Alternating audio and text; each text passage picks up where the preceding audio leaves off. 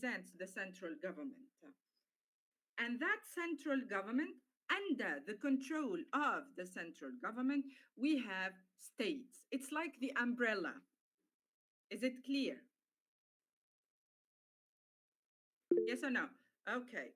So that's what we mean by a central government. So the most powerful government, the one that represents the United States in politics, in the economy, in foreign affairs, in sports, and then under that umbrella, you have the states.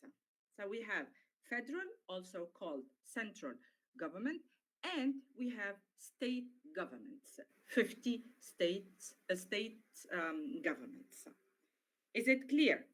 Now, to come back to the idea of Articles of Confederation, I was saying until 1781, the Articles of Confederation gave too much power to the state governments at the expense of the central government.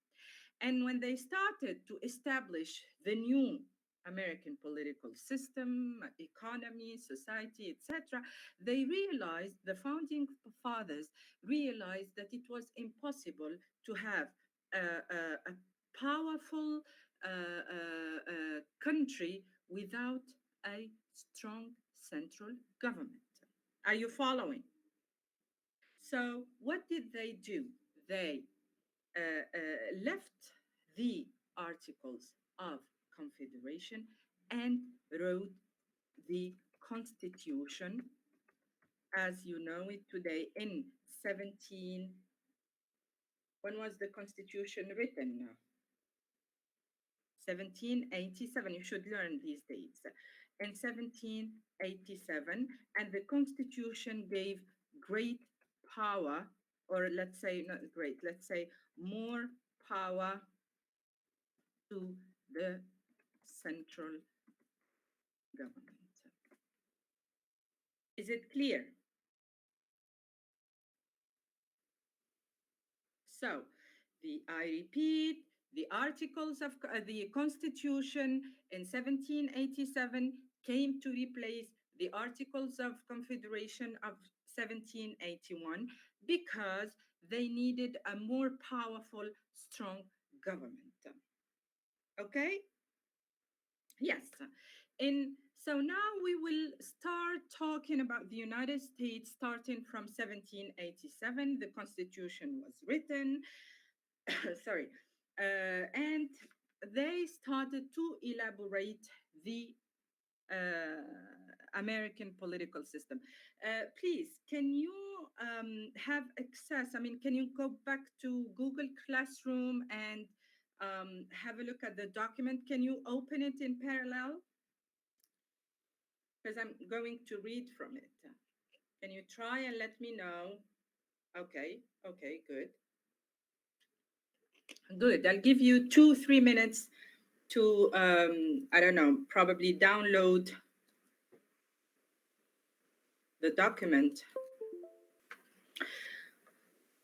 What is the highest law in the US? Highest. By highest, we mean the most, powerful in a way. Professor, the federal law? There's nothing called the federal law. What do you mean, Murtada, by the federal law? What is a federal law? You mean the central government? Yes, because if anything happens, for example, the country, they use something called the federal law. Okay. All states follow. Yes, but what is the common, probably, word to refer to the federal law? Where does the federal government derive its powers from? What is the highest law in the country? Sorry.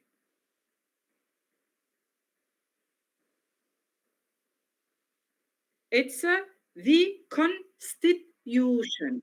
Yes, I didn't see Ahmed, Mohsen, and Abrar's answers. It's the Constitution. And please, Mohsen said the Declaration. Mohsen, the Declaration of Independence is a document which declares the independence of the US. Yes, it's important. But the Constitution states and regulates the government. So that's the difference. They are both two important documents, but the Constitution is more about laws rather than a mere declaration. And please, when you write Constitution, when you write Declaration of Independence, the initials are always capitalized. So it's capital C, capital G, capital I. It's very important. These are sort of universal documents. So let me read the course or lessons notes. So the US Constitution, and here you can see Constitution is capitalized, is the highest law in the country. And I want you to underline that. That's the most important and powerful law in the US. It was signed in 1787 and is the oldest federal constitution in use today. The American government is based on two documents, as I was explaining to Mohsen. First, the Declaration of Independence and the Constitution. Now, very quickly, and I'm going to repeat myself, I said the Declaration of Independence declares the states to be independent from Britain.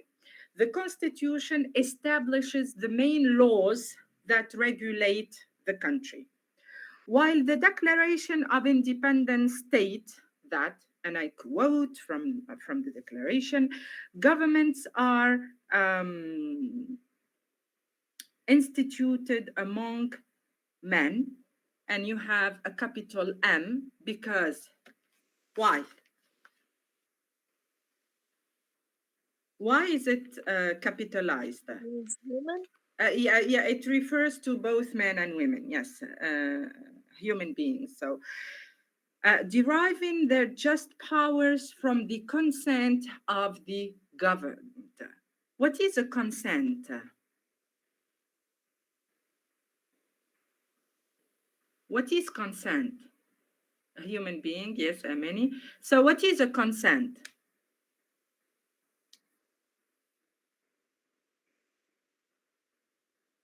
So, it's an agreement.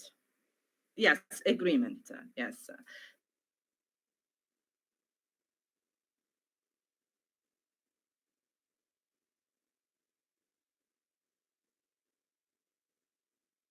Deriving, yes, they're just powers from the consent of the governed. So the importance of the governed. Yes, if you want permission, agreement.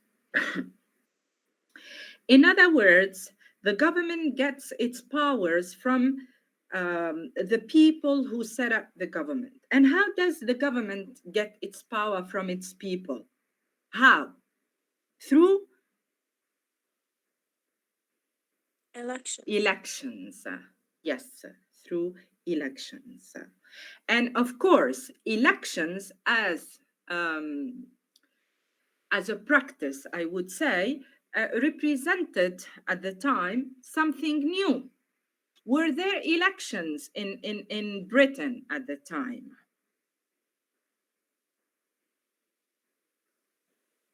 In 1787, when the Constitution was written, were there elections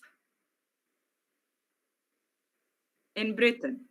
No elections. No, it was a kingdom, a monarchy, right? A monarchy, and the monarch or the king had absolute power and powers over the legislative, the executive, and the judicial branches. So elections represented something new in the US. Martaz, you wanted to say something? No, okay, let me carry on.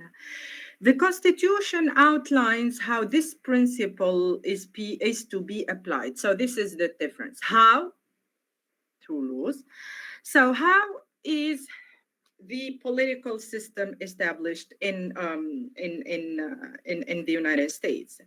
We have a national or a central or a federal government. And here I want to draw your attention to the fact that national, central, or federal government, they all refer to the same thing. Is it clear?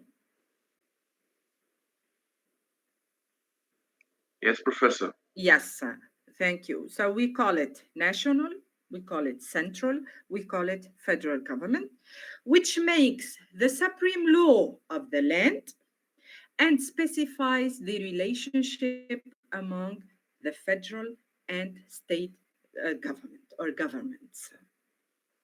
I repeat, this is what we will see later on, federalism. Federal versus state government. Federal, the national, the central, the most powerful unit in the US. And then under that umbrella, as I called it, you have state government. Okay, should I carry on? Okay, yeah.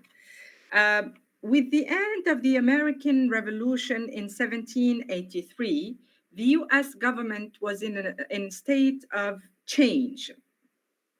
And the founding fathers, I repeat, by the founding fathers, we mean those who established the first seeds of the United States. They did not want to set up a country ruled by a king, just like Great Britain. So they started to try and find a balance for a strong, but fair national government. What do we mean by fair?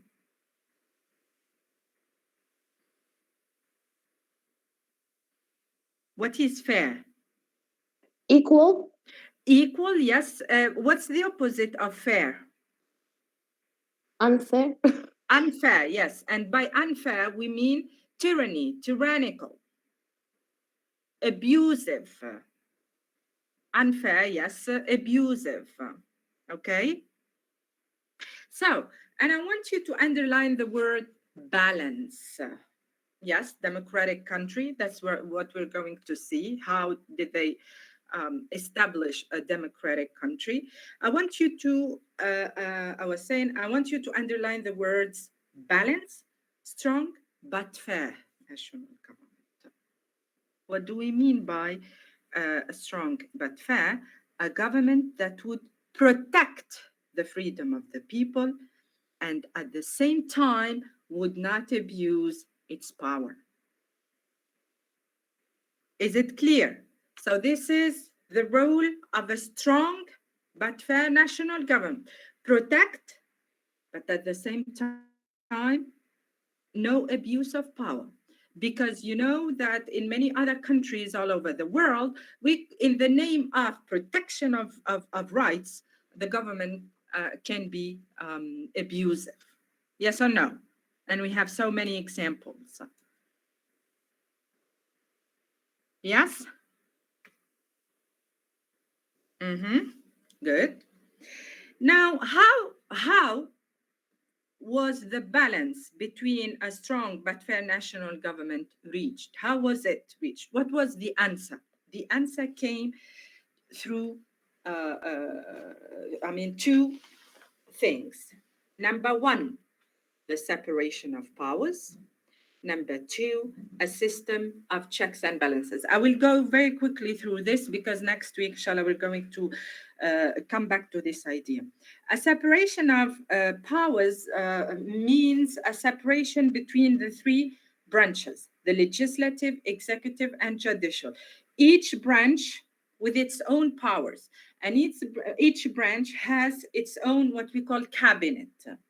So we do not have the three branches under one person.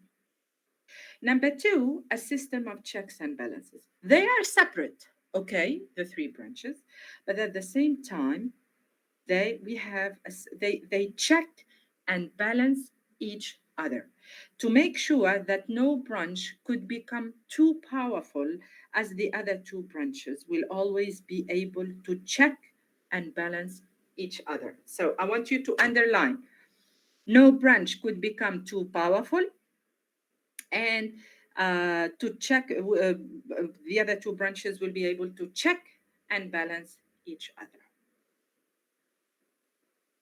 And these are the main principles of a democratic United States.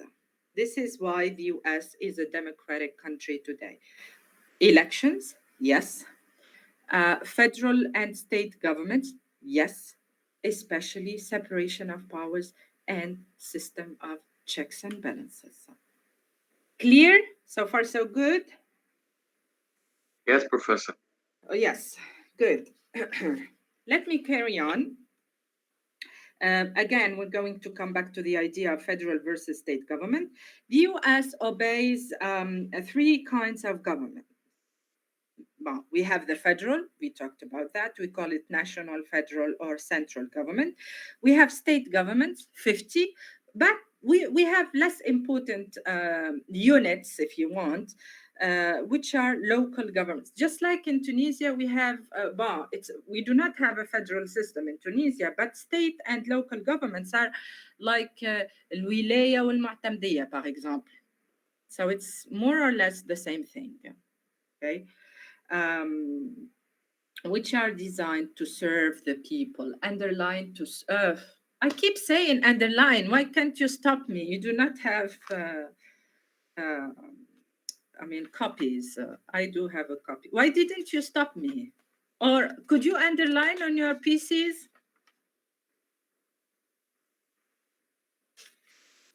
The words?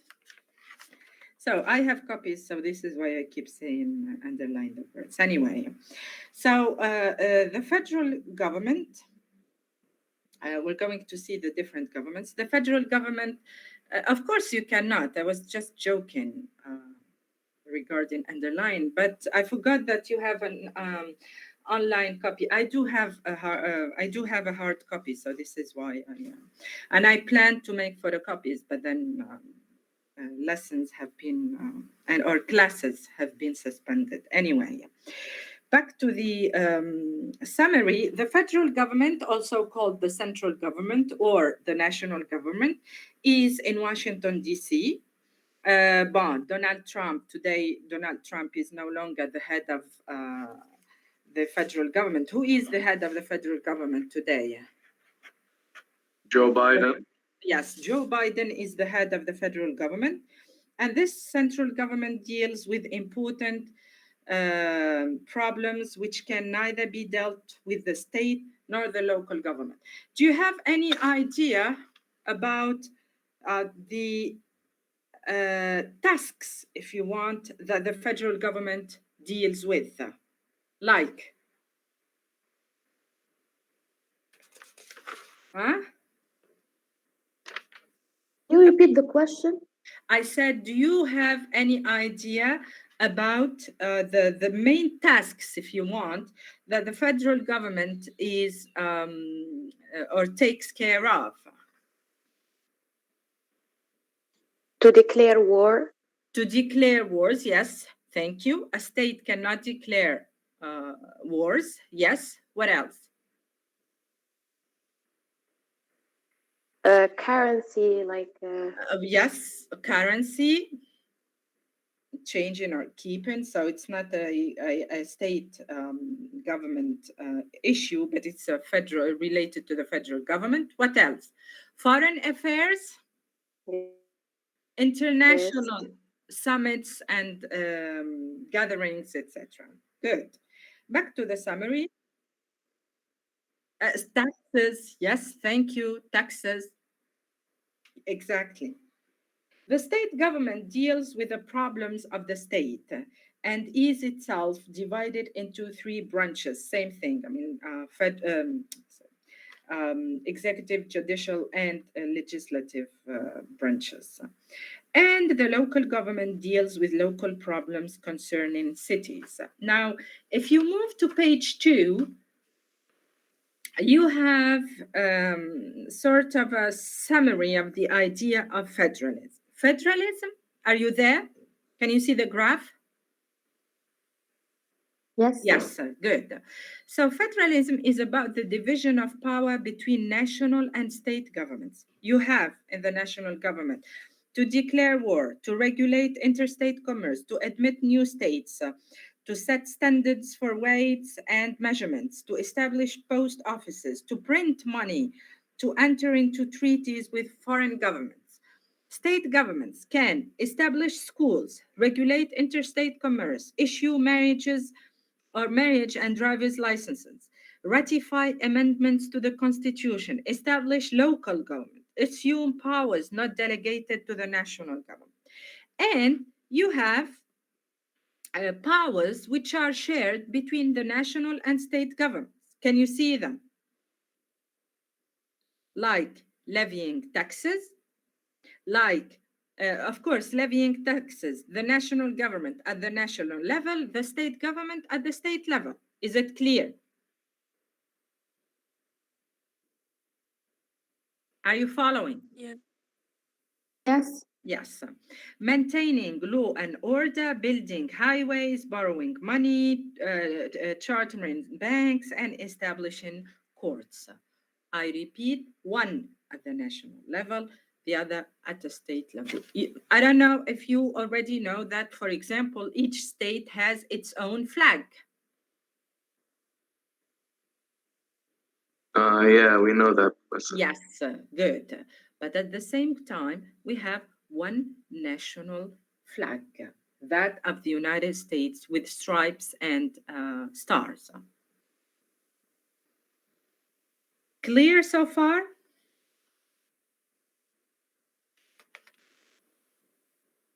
Yes, Professor. Okay, good. The drafters, so I'm reading from same page, the drafters who wrote the Constitution wanted to avoid tyranny. And by tyranny, you're familiar with that word, we mean abuse of power. For that purpose, they set up three separate powers: the legislative, the executive, and the judicial government or power. The legislative power is embodied by Congress, which is divided into houses, the Senate and the House of Representatives. The executive power is held by the president, vice president, and members of the presidential cabinet. The three are referred to as presidency, Riesa. The judicial power is represented by the Supreme Court and other courts. Is it clear?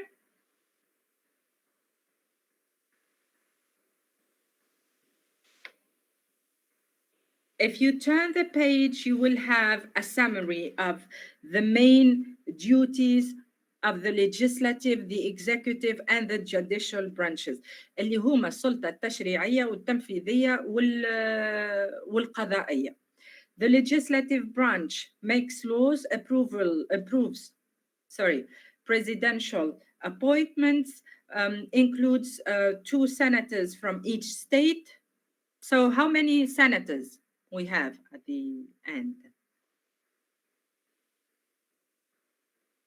In the US, how many senators?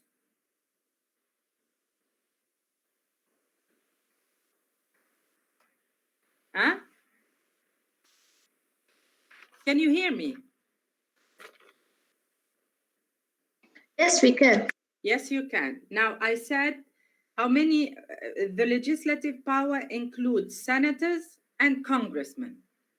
How many senators? You have 2 senators from each state. How many states do we have in the US?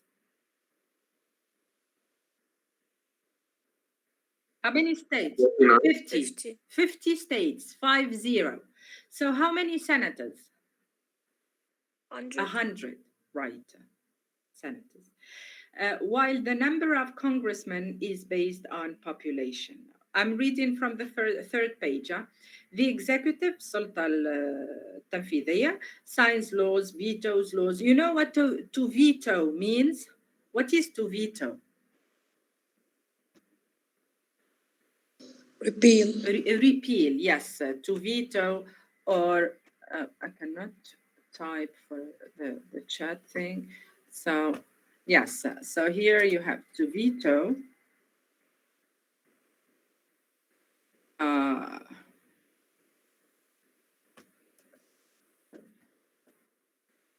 the president, yes, vetoes, it means he can, the power, to say no, to change a law, to say no, to stop, to repeal, as your friend was saying. There is to spell to repeal. Pardons people, appoints federal judges, is elected every 4 years. So the executive branch is elected every 4 years. Let's finish with the judicial branch, which decides if the laws are constitutional or not, is appointed by the president. We have 9 justices, can overturn rulings by other judges. Overturn again means to change, to declare something unconstitutional. Is it clear so far?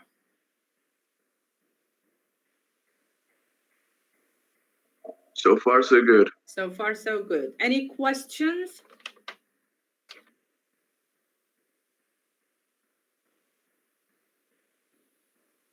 Now listen, this is, as I said, like an introduction to the American political system. So what I want you to remember is the fact that the United States is, in terms of politics, the American political system is successful thanks to 3 main things. Number 1, the idea of federalism, that is the separation of powers between one strong central government and state governments. That's number 1.